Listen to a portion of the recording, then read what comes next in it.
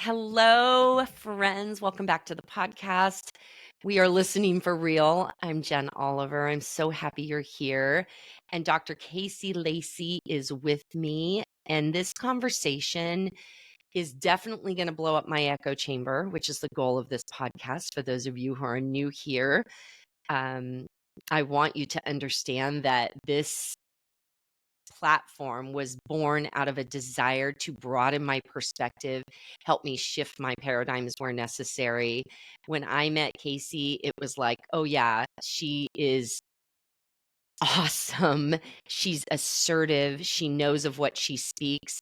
And she's also had a very different lived experience, career trajectory than I have. And I already, in the short period of knowing her, feel like she's given me such a fresh take on certain aspects of life, of business, of being a woman in business, of how we can sometimes have this chameleon mechanism in us, that sometimes we have to shed things and sometimes we have to adopt a persona, and how can we show up more real and authentic. She and I were talking before we started about that, and we just want to delve into how it might relate to you all. I know Casey's going to talk about her experience in higher ed, in the C-suite, and the workplace toxic leadership, misogyny, the glass ceiling, and how she has moved through, past, blown up those things, and the way in which she now relates to people, especially to women, and coaches them even in the most powerful ways. So we're going to just talk about all of that, and you need to know her. So read about her. She's linked in everything in the show notes. But for now, Casey, will you just, I'm so happy you're here. Will you tell them just a little bit about you, who you are, what you want them to know about you, who you are in the world, what you value? Like, let's just get cozy on the couch. My feet are cuddled up with yours right now, so to speak, metaphorically, and let everyone get to know you a little bit. And then I just want to dig into this because I've been really looking forward to this conversation. And I know we've had to postpone it once, and I'm so happy we're here now. So good. Well, Jen, thank you so much for having me. I mean, it's a complete honor. And just you saying all of those things, I found myself getting emotional of like all the feels, the journey and like connecting with other women. And I'm so grateful for the women that have come in my life, like yourself, and the universe gifting me these like wonderful experiences. I mean, that's the thing that's so amazing about this coaching world, and podcast world and just professional development. I'm just so grateful. Really Yeah. am. Yeah. So in terms of me, there's like, I'll do the quick version and then we can expand upon there. Originally from Texas, Texas girl. I actually moved out at my own at the age of 16 for lots of different reasons. Yes. My mom at the time, again, parents divorced, 4 siblings. There's all the things there for family. And I think from the get go, I have always been a driven person.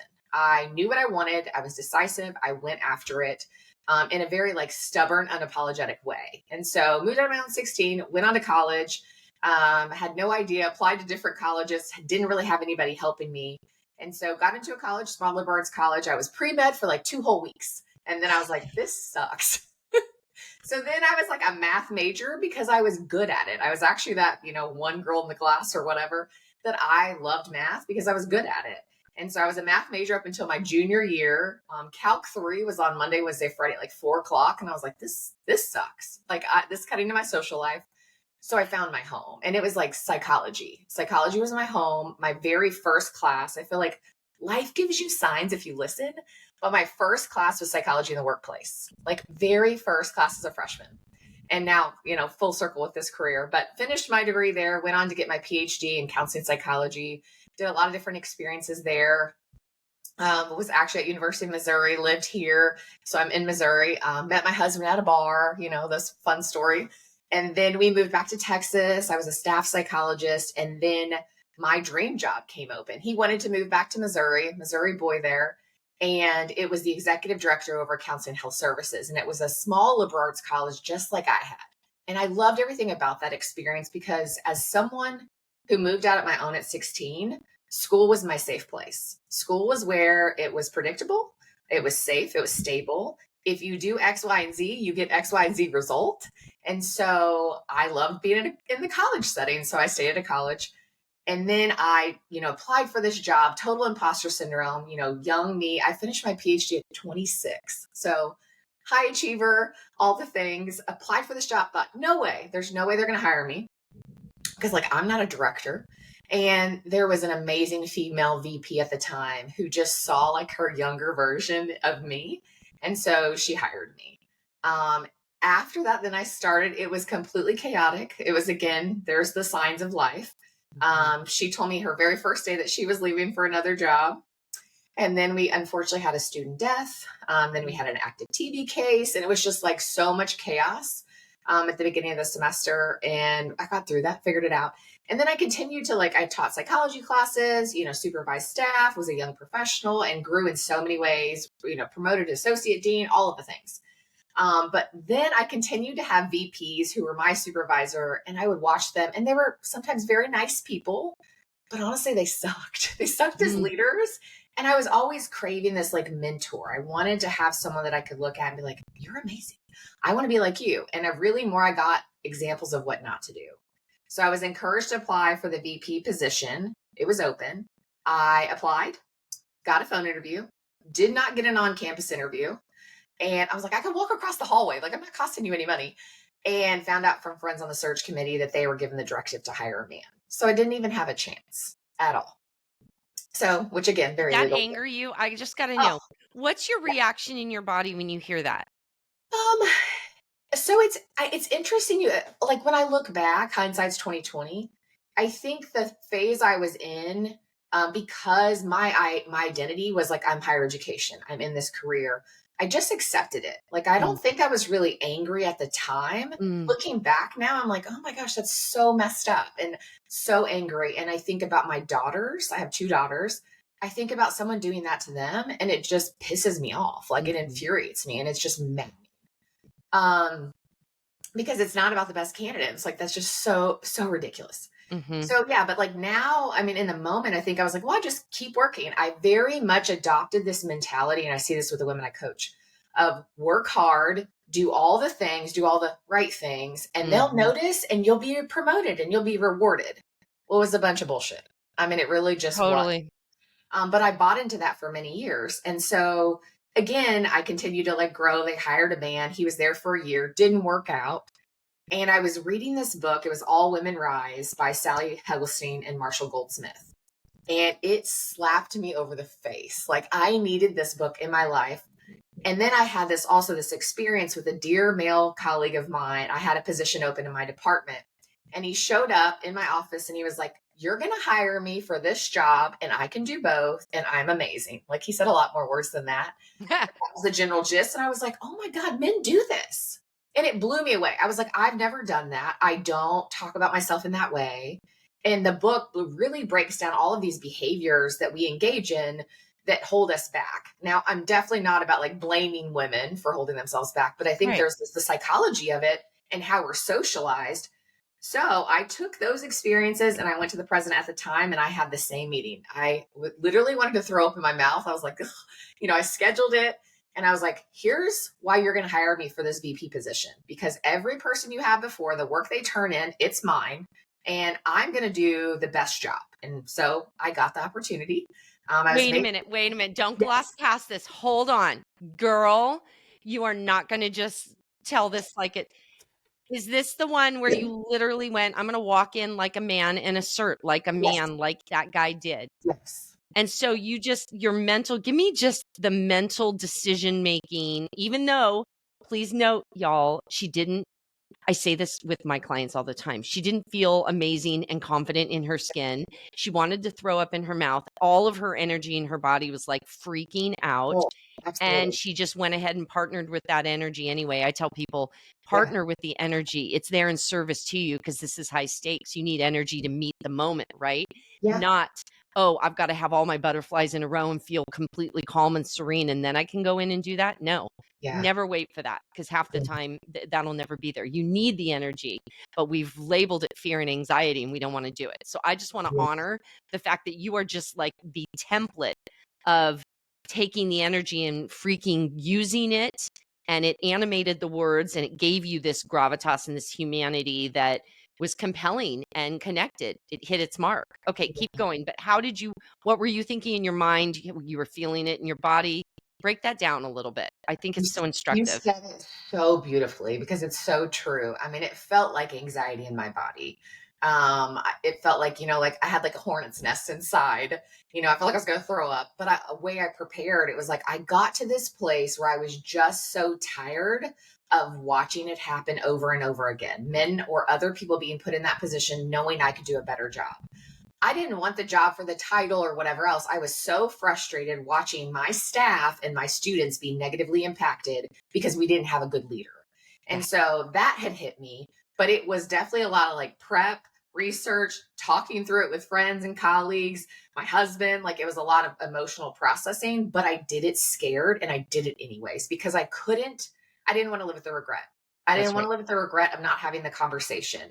And like I said, the book had really broken down some of those behaviors. And one of them was being clear with my boss of what my desire was. They're not mind readers. And so if I didn't go to him and say, I want this job, he's not going to know.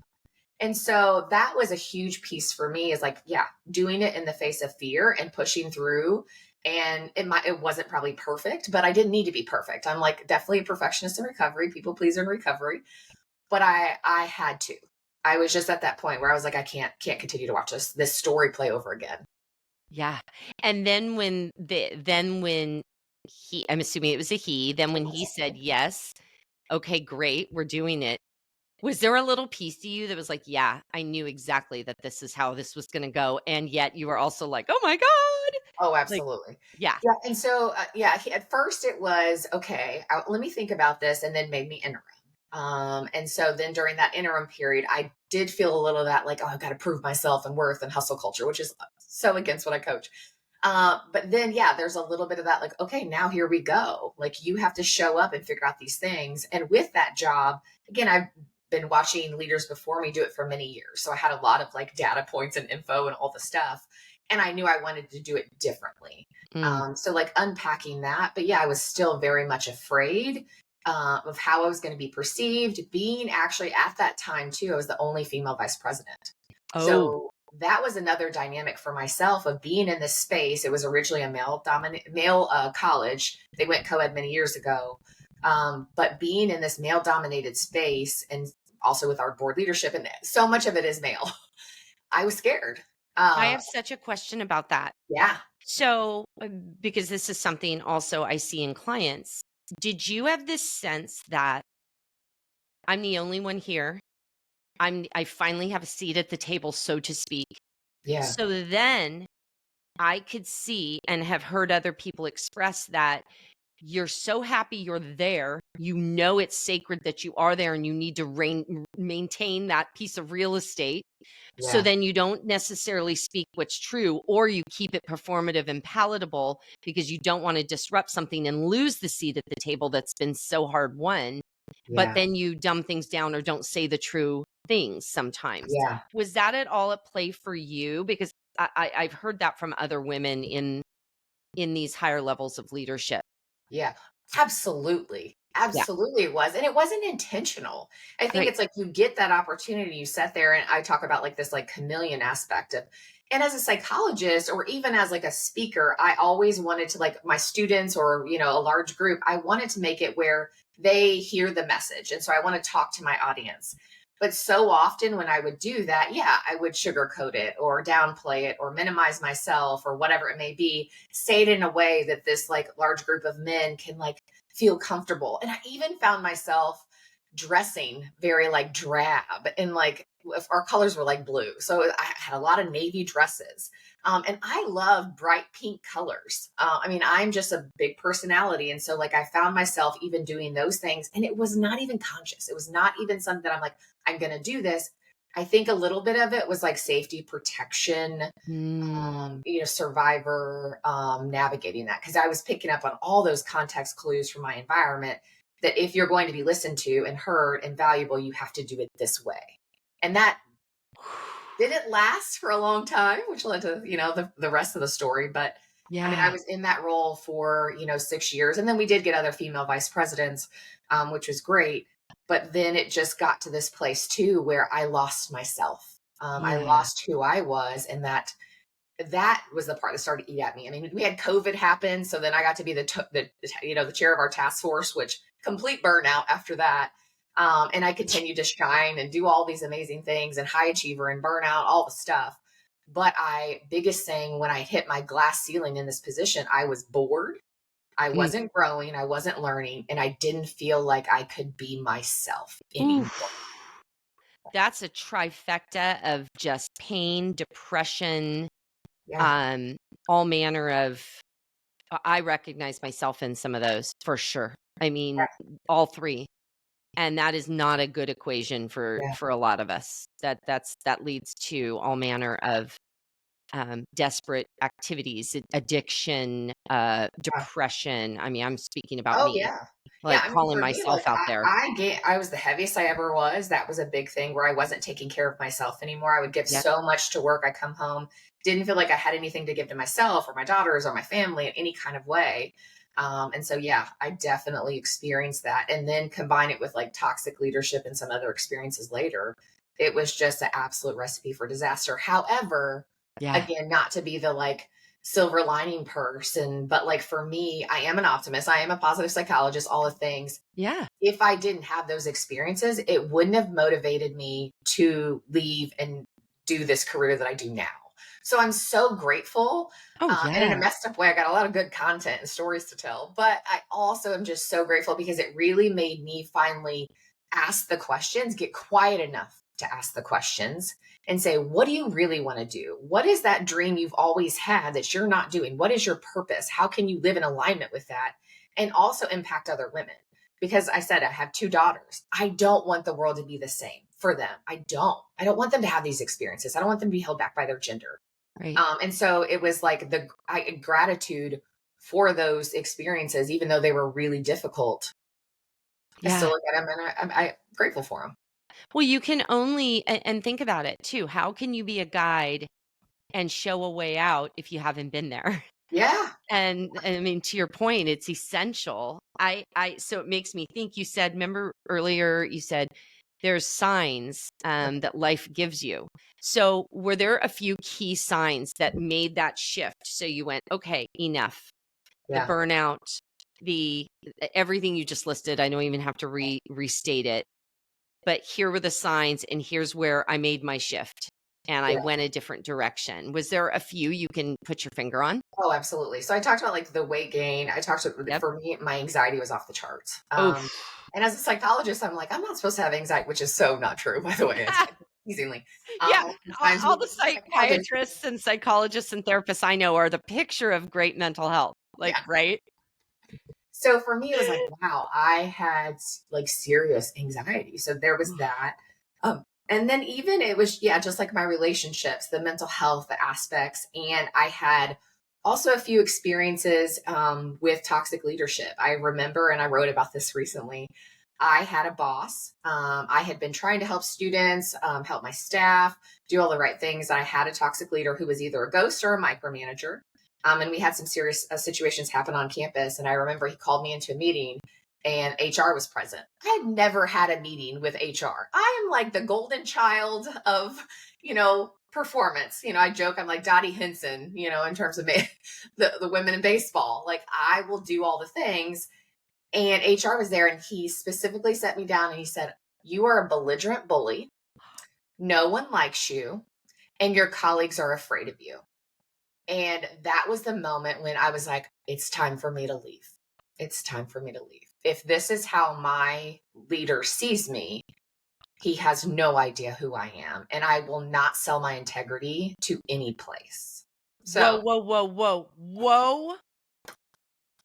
Excuse me. I have a question. Was yeah, this just him deflecting? yeah, Because often that's exactly what that was, right? yeah. Because that just described him and not you in any way. To a T. I mean, literally, I would watch him belittle, scream at people in meetings, downgrade people, talk behind people's back, anybody that left. I mean, it was like, oh, here's this new campaign of how you're going to run their name down. And so just watching that. And then when he said that, I was like, wow, you need to look in a mirror, because that goes against every bit of my values and who I am and the spaces that I created as a leader, or as a psychologist. I mean, it blew me away, but it hurt. And you Sure. have those quick moments, but I had done so much work on myself too, that I was like able to feel the hurt. And then also like, wait a minute, this isn't about me. So Hmm. it was one of those moments where it was just, yeah, it was time. And so after that meeting, I figured out, I was like, I've got to do something different. And I had always been into professional development and personal development stuff, and, really gone down the rabbit hole of coaching worlds and business. And my dad was an entrepreneur growing up. So, like, I always had that dream to have my own business. Hmm. And I always knew inside, and I think it was a voice that I was afraid to listen to, is that I wanted to have a big impact. I wanted to be on the big stages, be big, like do all the stuff. But I was Totally. afraid, I think, of what that looked like. And I think it was a lot of like past experiences of just like safety and protection. You don't want to draw attention to yourself. That's when the vulnerability aspects of it. Totally. Totally. Well, and did you also find you were coming up against, as someone who's been in academia, there is a disqualification of coaching that happens, right? I Yeah. mean, I see it in so many settings where people go, "Oh, you're coaching, like that's the new thing," and they Yeah. discount you when in fact you are an extraordinary coach. You're so Yeah. gifted and talented. So much of your coaching and your way about you is informed by your academic and C-suite experience. So, I mean, how perfect is that? But Yeah. that must have been a rub you were getting to. Probably It even was. internally, you're probably Oh, gaslighting yourself. 100%. It was such an identity shift because I Yeah, think, again, like the psychology world or therapists, like you go through all the school and then you get licensed and you're like, oh, someone can just be a coach. It's not regulated and all the right. things. But really, like when I looked at my values and what I wanted, the problem I have a little bit with, like, in terms of therapy and mental health, is sometimes we focus so much what's wrong with people. We over pathologize, we want to put people on boxes. And sometimes those boxes are very helpful. So I don't want to downplay that. But in terms of who I'm working with, I'm forward thinking. I want it to be actionable. And I'm very much that confidence, like building people up, like understanding their strengths. And so, yeah, I mean, me saying that I was a coach was real uncomfortable for a little bit. But it's like, as I've gotten to know other coaches and really tapped in, like you said, I mean, I've done therapy with people for years. I've been a leader for years. I've developed. And so that leadership development, that's what I've been doing naturally. And so if I get quiet and listen to myself, that's who I've been all along. It Yep. doesn't matter the label, but it matters the service that I can provide. Oh my gosh, totally. Totally, totally, totally. Okay, I want to take a really quick break, but then can we come back and talk about just the fake it till you make it Yeah. notion, Yeah. and whether they hurt us, whether it serves us? How do you know the difference? I think many of us have been fed that mantra, Yeah. but we don't always apply it in a way that's in service to us or other people. Yeah. And I'm so big on trying. I mean, I was drawn to this work too because I want to be real and I want to show up true, and I want to bring the whole person to whatever the environment is, whether it's in my meaningful work, whether it's in my relationships, etc. Yeah. So I want to talk about that notion because I think it can get really misconstrued. Absolutely. Yeah, Absolutely. let's take a quick break, y'all, and we will be right back. Don't go anywhere. It's getting thick and good and juicy in about 4 seconds. And we are back. Ooh, okay. I said as I was leaving, y'all, ooh, it was juicy. I don't know. However, I left to go to break, and the minute I hit pause, I was like, I must be hungry. That sounded like a really good burger or something. Or maybe someone's first sexual experience. I'm not sure. Like, this could go a lot of directions. With me, you never know. You never know. Okay. Oh my God. Okay. So, what do you think about this notion, showing up as competent and confident? Like, I really believe those kind of work, right? I mean, we want to be seen as competent and confident. And Yeah. so oftentimes we will put a fake it till you make it kind of behavior forward. I would love to know, you know, and you get workplace psychology, you get that. Yeah. What's your view on it? How does it show up for you? Because I Yeah. know we all do it. I mean, it's just the air we breathe, the water we swim in. Yeah. But how does that sometimes perhaps help us, and how does it sometimes not serve us in your estimation, in your experience? Yeah. No, I love this question. So when it comes to the fake it till you make it, there's a part of it I think that can be helpful. And it was what we Mhm. were talking about earlier of like doing things even when you feel afraid or nervous. Like I don't think that you have to be perfect. I think where I see problems with it is if we oversubscribe to that. Because there is this confidence competence piece that you talked about and I love the like confidence competence loop that they talk about in psychology, but Mhm. it's really about doing action. And so more action that I take, then I feel more competent and confident. I've also known some really confident people who are also not competent. So, Yes. so it's like understanding that aspect of it, but it really is this like self evaluation. I mean, for myself, I don't want to be fake in anything. So that's also why when we say like, let's, fake it till you make it, like I want to be real and honest and authentic because especially as a leader, the people that I connected the most with were the ones that were authentic, real and vulnerable. I was the leader that I was like, hey, I made a mistake. I messed up. I modeled that. I talk a lot about psychological safety when I do keynotes because it's so important to create these spaces where people can be themselves. They can disagree, they can ask questions, and they can show up and they're not retaliated against, especially if it's like against the status quo. So I like parts of fake it till you make it, but I don't like if we oversubscribe to it because perfection is just, there's no place for it. It's boring, also, I say, but it really is just a trap that we have for ourselves. And it's not healthy. Yeah. Okay, then how do you create psychological safety internally? So it's one thing to create space, but how do you create it internally? Yeah. I think it's really over time. This comes of the more that you can know who you are, Yeah. what are your values, like what are the things that are important to you, and then show up that way. Mhm. As a psychologist, of course, there's all these like thoughts. How much do we self edit? And I think looking at my environments too, there are certain people, and I get there's a safety thing or power dynamics, especially when it comes to workplaces, but who are you in different spaces? Are you constantly have to be a chameleon and shift and be somebody else? So for myself, if I'm in those environments, if it's like a personal relationship or whatever, and I have to be somebody else, then it's just not a relationship I want to be a part of anymore. I just don't have the time for it. I'm not about that life. But Totally. if it's professional, like, okay, what am I doing? Is this something I'm making assumptions about that I have to be this way? Am I holding myself back out of fear? And so it's just like really unpacking those thoughts and creating that safety for myself. But you just got to do it. Because I always tell people to stop sending your representative to show up for whatever, whether it's work or relationships. A lot of the college students, when I would talk about like relationships, they would be this version. I'm like, okay, that person's going to fall in love with your representative and not you. And then that's Oof. not real love. It's not a real relationship. And it's the same for work. I had messy days. I had days where I made mistakes, had days I was late, but I showed my team that it was okay. And I also, when they had those moments, I supported them in that. So Yeah. letting go of the perfectionism trap for myself and knowing who I am, loving who I am, working on myself, doing all of that stuff. That's how you create that psychological safety internally. Okay, so how did you do that? Other people, some people are watching this on YouTube, some people are listening, but you also operate at an intersection from being a biracial woman. Yeah. And that is not something everyone knows about you. So then how does that play out there? I mean, feeling safe. Yeah. Here, I imagine, like when you said that to me before, I pictured people making racist comments, Oh, making disparaging statements, and you're like, you're freaking talking to me. You're yeah. talking about my parent. Like, Yeah. what are you doing there?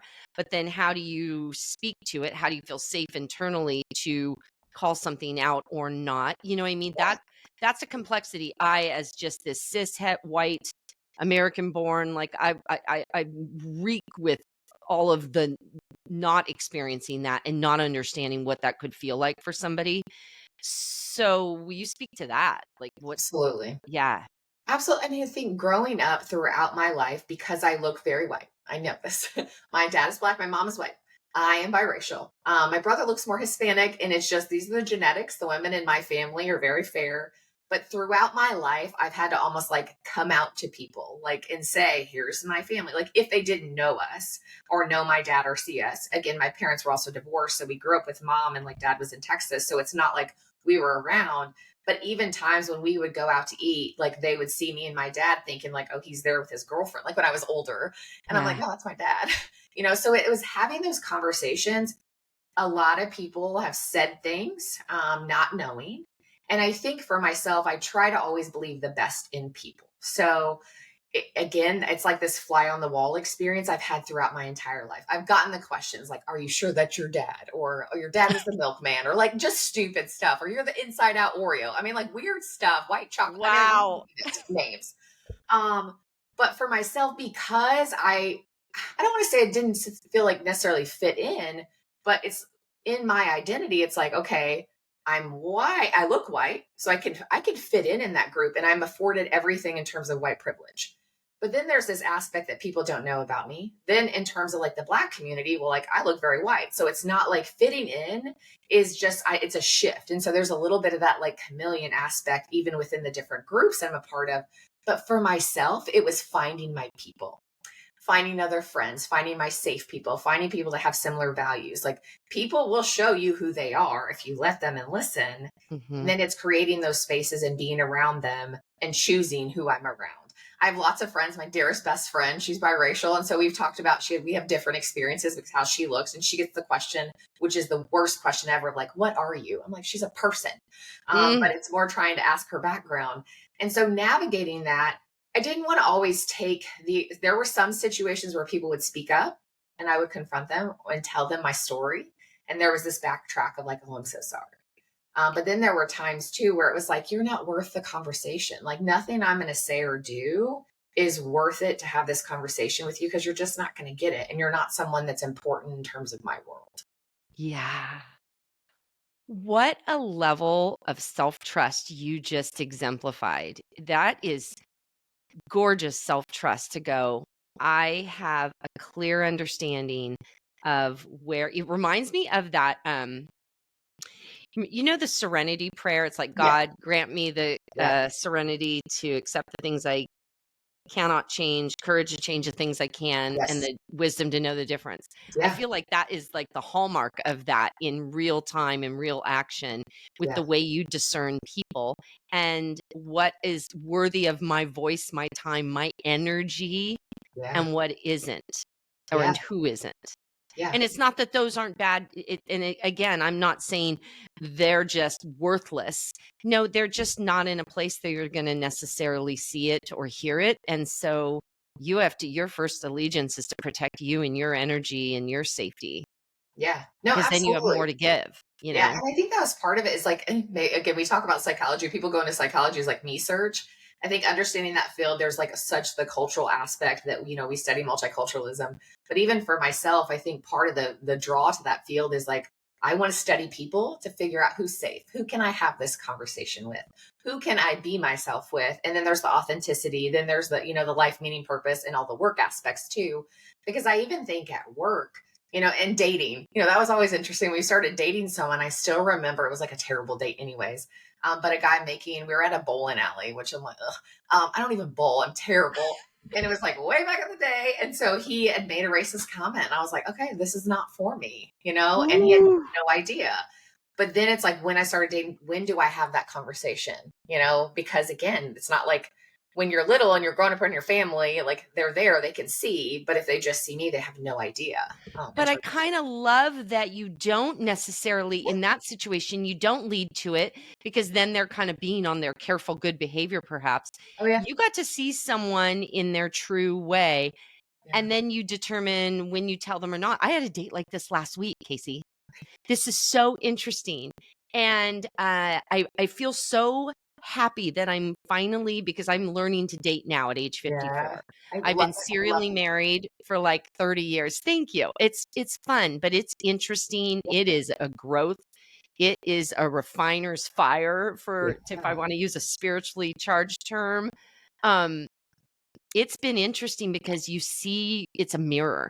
You really see yourself in the way you conduct yourself, the way you Yeah. protect yourself, the way you operate, the way you interpret things, when you want to sugarcoat and not communicate, all of the things. It's totally blowing all that up. And I'm having to use everything I coach people in on the daily. And I was on a date last week, and there was a lot of good energy in the talk exchanges, fun, banter, flirty, all of the things. And then we walked in, and I knew almost immediately in the energy that there was something not right. But I thought there's also some really cool aspects about this guy.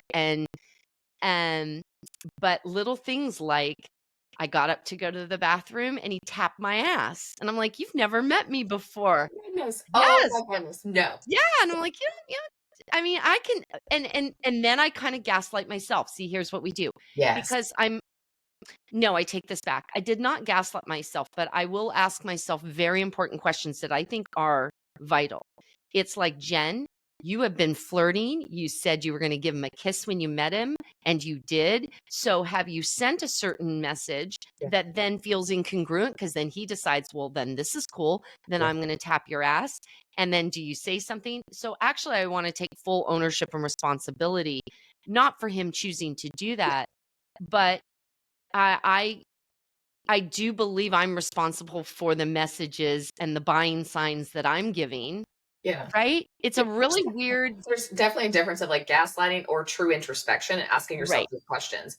And Yeah. I think, yeah, we were talking about the like coming out in terms of my race, but I think that's with any vulnerability. And as you're dating and you're telling your story, I mean, I would tell my clients too, not everyone deserves to hear your story. And so you get to figure out who you're vulnerable with, who are you real with, who deserves that piece of you, because you're the expert on yourself. And so yeah, as you navigate dating, it's the same thing. Like, what am I going to share?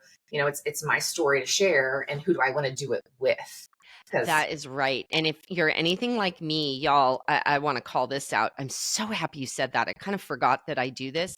I also, over the years, would overshare, over volunteer really personal information with people who were not worthy of hearing it, or simply didn't belong there. yeah, But I love connection. I love relationship. I want to create intimacy, and I would share things, very personal things, maybe too quickly or with the wrong people, because I wanted to force quicker connection and quicker oh, yeah, intimacy, yeah. right? Yeah, I always say I'm And an open book, and I mean, I love me some Brene Brown. Got to see her in person, so that was an epic moment in my life. yes, But it is that vulnerability of like doing it with the right people, and that's that right. was a skill I have to learn because I'm similar to you. I want to put it out there. I crave the connection, and I want to share. And some people cannot be trusted with information. Yeah, They're not safe people, or it's just not the right fit. Like it yeah, just so yeah. Ugh, we could go on and on and on and on, but truly, as we wrap up, what's the biggest thing you see in your clients, and um and the breakthrough and the overcoming, and what kind of liberation is on the other side of it, would you say? yeah. You know I what I think mean? as we were talking kind of throughout the podcast, this theme keeps coming back for me of like listening to your inner voice. And that's Yeah. so much. I think during my experiences and the women I work with, it's like we're socialized or we have different, negative experiences or whatever it may be. It could be dating, could be work. And we kind of start to quiet that inner voice. So that intuition, that those gut reactions, like when you're saying like, "Ooh, this didn't feel good."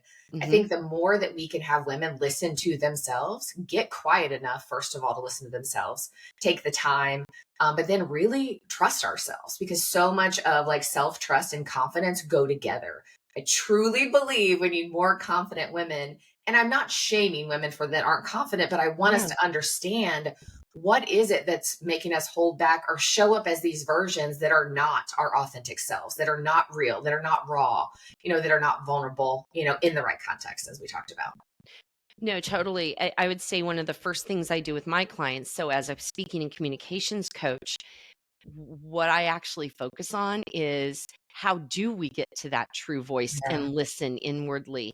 And what I found is we have so much chatter up here in our head, and there is these voices. I always say the head Mhm. is and the mind is the voice of ego, personality, the culture, Yeah. context, our mother, you name it, that Yeah. coach or that bully, whatever, right? And there's this chatter of voices that we've taken on as though they're our own voice.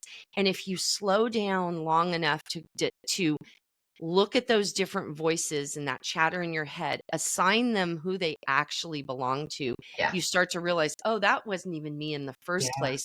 And Yeah. in fact, that voice is really getting in the way. And I can either dismantle it or set it to the side or lovingly release it, whatever it may be. Then it's like you can take a deep breath, drop into your body, and your body is the voice of spirit and soul. And that's where you're always going to find your truer voice and be able to give, to speak to what you need and what you desire and what's honest and what's true. But that takes that slowing down. It takes that Yes. listening in. Everything you said, that's spot on every time. Yeah. It's so worthy of doing. But many of us, and this is a lot of women, but I will say it doesn't matter gender. Many of us were taught to discard and discount our body and its cues, its instinct, its intuition. Our body is a storehouse of wisdom and Yeah. clarity and understanding. But I know for me, most of my life, I just hit override. I didn't even pay attention that my body was giving me cues. Yeah. Didn't. I was always up here Yeah. operating with these voices and just this back and forth instead of dropping down. It is only in the last few years, because I was called to this work with women, and you're called to the work you need yourself so often, right? And it's like, oh my word, dropping down into my body and listening deeply internally, Yeah. game changer. Yeah, I mean, the mind body connection is just, it's so real. And there's aspects too, especially with the shaming emotions. It's like we Mhm. prioritize and think thoughts are so much better and superior. Emotions are information. I Oh, love talking about that, and just women, it's like the stuff we say in our heads. I love doing a thought audit with my clients because our brains are cool. Like that's the evolutionary where it's like trying to protect us. But yeah. we also have that like negative self talk. I always say, like, name her. I'm Casey, so her name is Cassie, and she's an assy. So she like says things that are, I just tell her to shut up, because she's trying to protect me. I love her for that. But Yeah. sometimes she's also not kind and helpful. And so trying to figure out and unpack what those thoughts are and where they're coming from. You said that very well of like, who are these other people? Who are these other voices? What have we taken in from these external messages that we've internalized to mean who we are? That Yeah. yeah, keep us playing small. So I'm not playing small anymore. And I don't want the women around me to. And we're here to build each other up in so many ways. Yeah. Dude, I got to bring you in as a guest expert into some of my cohorts and programs. You are, I love the way you approach things. I love the way you think. I appreciate your candor and your vulnerability too, and just the way you just open it up and say, let's just talk about this. Because honestly, it's these conversations where we normalize, just open the kimono and let's talk about it. Yeah. Let's just talk through it. And it's so illuminating. And I'm just grateful we're in each other's orbit now. And I know there's more ahead.